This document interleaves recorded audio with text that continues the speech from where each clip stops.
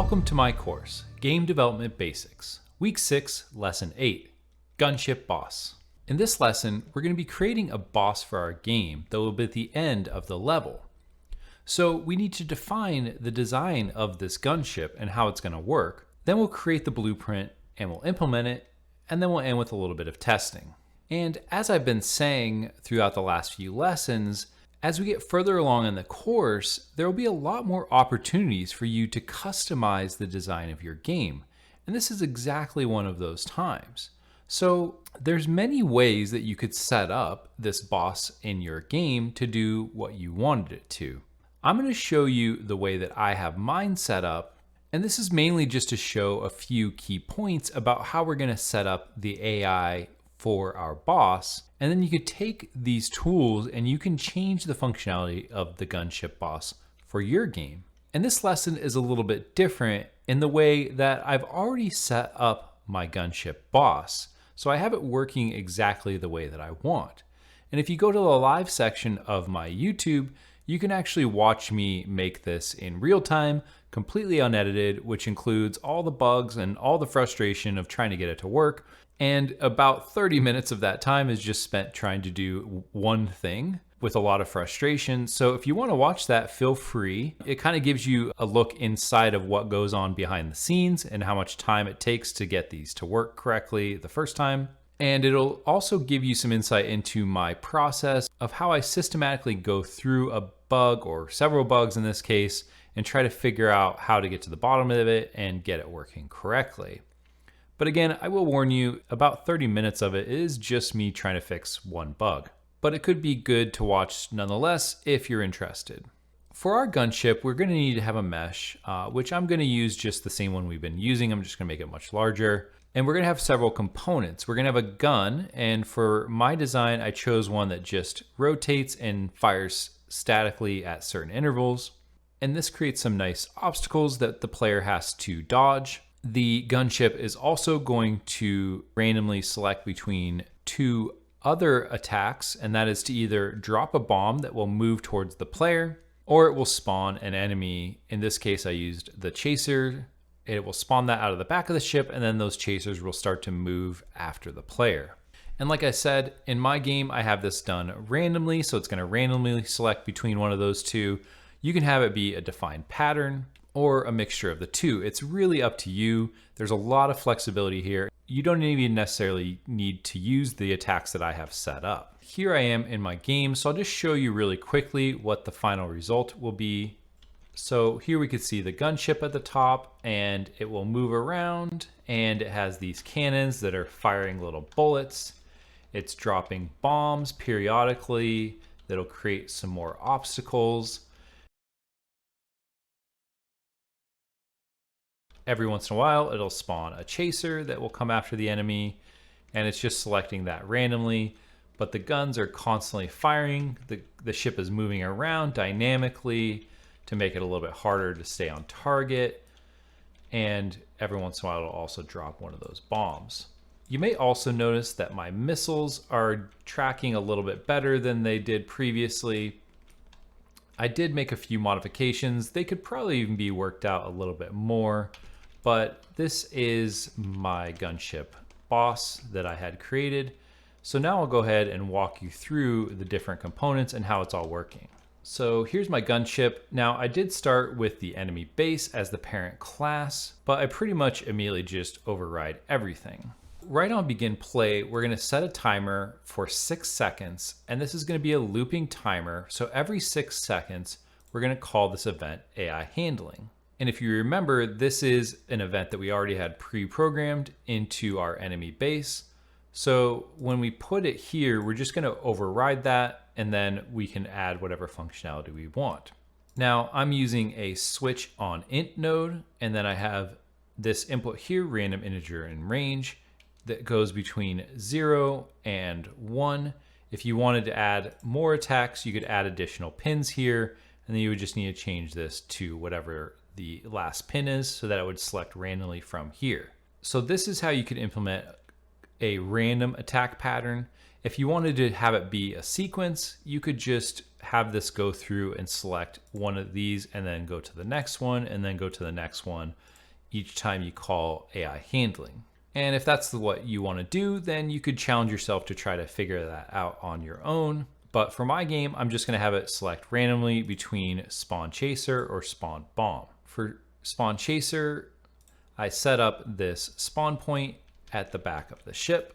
So it looks like the chasers are coming out, and all it's doing is finding the location of that spawn point and it's spawning an actor. So that one's pretty straightforward. For spawn bomb, what I wanted to make sure is that we could only have one bomb in the world at a time. When it wasn't like this, it just got a little bit too hectic. I think the bombs were spawning faster than we can get rid of them. And there were just way too many obstacles. If you wanted to try it, you could make it really challenging for your player. You would need to change the functionality a little bit because I have this bomb spawn point, which is here on the side to make it look like it's being dropped from the side maybe. And we're finding that location and we're spawning a bomb. But then towards the end here, I'm setting this as a variable and then I'm calling move bomb because I wanted the bombs to kind of move through the world slowly, seem to make it a little bit more dynamic. Again, you don't necessarily need to do this. It could just drop the bomb and the bomb just stays wherever it is. But here I'm doing a validated get of the bomb. If the bomb is not valid, which would happen if the bomb had self-destructed, then we're just going to clear this timer. And this pattern here may look pretty similar. We've used it quite a few times, but we get the world location, get forward vector. We're going to multiply that forward vector by some number, and this will give us a distance ahead, or in this case behind, because we're using a negative number, that actor. Then we add the product of this to our get world location, and that gives us a new world location slightly, in this case, behind the bomb, and then it will move to that location. And that is a timer that's happening 20 times per second, and it's looping, so it's just slowly moving through the world. And the last thing that's on this boss is after we call that AI handler, we're also going to set another timer by event for 3 seconds, and this is going to be the random movement. So in my world, I set these 5 target points. Now a target point is a type of scene component that comes pre-programmed. If you type target over here, you'll see it. These can be used for various things. I like to use it in a case like this where we just need a couple spots in the world to pick from. And we're going to get all of the target points, and then we're going to pick a random target point from this list. So to do that, I get the length -1, which will give us a number between 0 and the last index of this. And then we'll set that to target location. I'm going to do a validated get here. So that way, if it's not valid, we'll just delay, and then we're going to call move to new location again.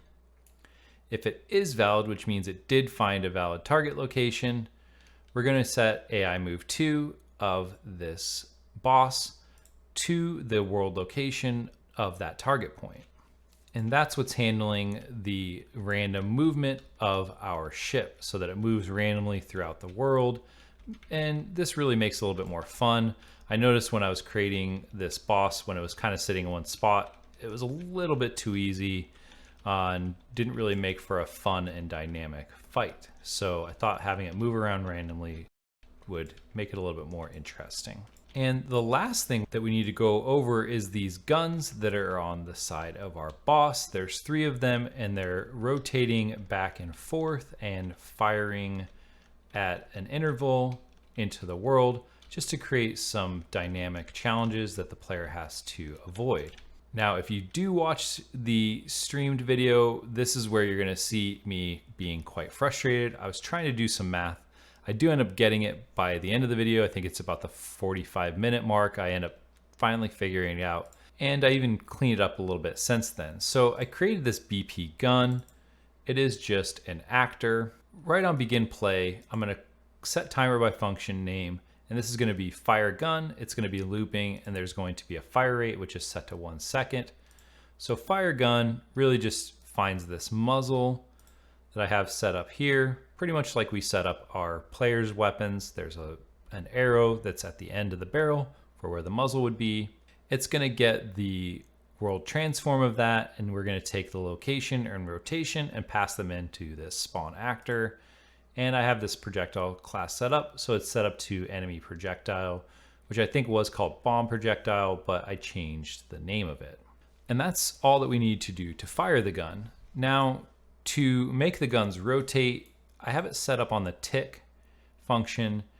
And what we're going to be doing is we want to take an angle, which I have as 45 degrees, and we want to rotate to 45 degrees and then rotate back in the opposite direction to negative 45 degrees and then keep cycling back and forth. So it's like a pendulum kind of. And this is what's handling that functionality. So the first thing I did is set up this branch, and this branch takes a current rotation angle, which is going to be set later on in this function. It makes it absolute, so it removes the negative if there is a negative, and then it looks if it's greater than or equal to this max rotation angle, which I have set to 45.